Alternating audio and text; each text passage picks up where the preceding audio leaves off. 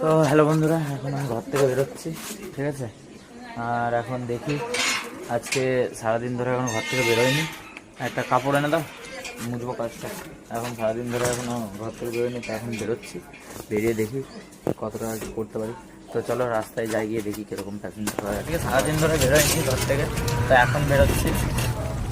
এখন একটা ভাড়া ঢুকলো দুর্গাপুরের, তো দুর্গাপুর যাচ্ছি। এখন যাওয়ার পরে এখন একটা মাল নেব। একটা মাল না, হয়তো বেশ কয়েকটা মাল আছে, তো মালগুলো নেবো। আর দেখি আজকে সারাদিনে কত টাকা হয়, তো তোমাদেরকে দেখাবো। চলো সারাদিনে আজকে কত কি হচ্ছে। দাঁড়ালাম এই যে কালাম দোকানের এখানে, মানে গোডাউন এটা, এইখানে খুলবে। এখন দাঁড়িয়ে আছি, দাঁড়াই দেখি কখন আসে। হয়ে গেল প্রায় 15-20 মিনিট বসে আছি।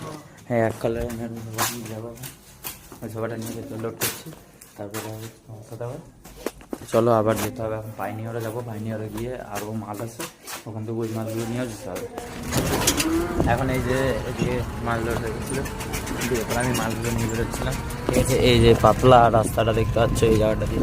আর ভয় লাগছিলো, কারণ যেহেতু ম্যাচটা এখন এই যে এখন মাল দেওয়া হয়ে গেছে। এই মালগুলো আমাকে বললো আবার যে এই জায়গা থেকে আরেক জায়গায় যাবে, আরও একটা মাল চাপিয়েছিল আর ভাড়া দিয়ে দিল। ভাড়া দিয়েছে, কত টাকা ভাড়া দিয়েছে তোমাদেরকে দেখাবো ভিডিওর লাস্টে, ঠিক আছে। আর